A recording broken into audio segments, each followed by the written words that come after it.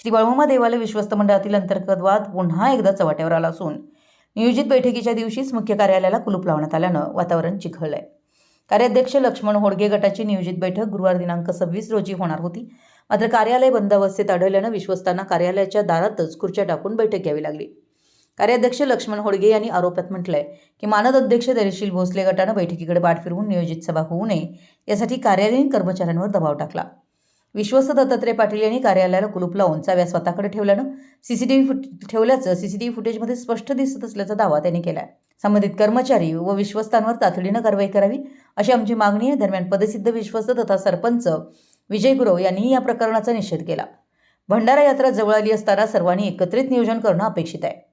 अशावेळी हुकुमशाही पद्धतीनं कार्यालय बंद ठेवणं निषेधार्ह आहे असं ते म्हणाले। 2 अध्यक्ष 2 सचिव सध्या या ठिकाणी विश्वस्तांमध्ये 2 गट निर्माण होऊन दोन्ही गटाचे अध्यक्ष आणि सचिव आहेत, ज्याचा वाद कुणालाच मिटवता आला नाही। या वादाचा परिणाम देवालयाच्या आर्थिक व्यवहारांवरही झालाय। कर्मचारी मानधन, बकऱ्यांवरील खर्च व इतर देयकर प्रलंबित राहिल्याचं सांगण्यात आले।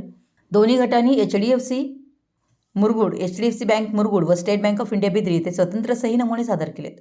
मात्र दोन्ही राष्ट्रीयकृत बँकांनी कोणताही बदल न करता पूर्वीचंच खातं सुरू ठेवलंय।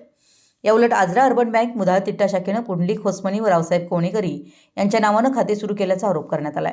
याबाबत Bhudargad police station, Kolhapur police अधीक्षक व धर्मादाय कार्यालय कोल्हापूर यांच्याकडे लेखी तक्रारी देण्यात आल्या आहेत। धर्मादाय कार्यालयाकडे दाद या सर्व घडामोडींच्या पार्श्वभूमीवर लक्ष्मण होडगे गटानं धर्मादाय कार्यालयाकडे लेखी दाद मागितली असून ती प्रलंबित आहे। तसेच सर्व बँकांना विश्वासात घेऊन खातं सुरू करावं अशी मागणी करण्यात आली आहे। तर सचिव मारुती पाटील यांनी होसमनी यांच्या काळातील व्यवहाराची चौकशी करावी, कारण त्यांना मराठी लिहिता वाचता येत नाही असं म्हटलंय। मराठी एस न्यूजसाठी मुरगुडहून सर्जेराव भाट।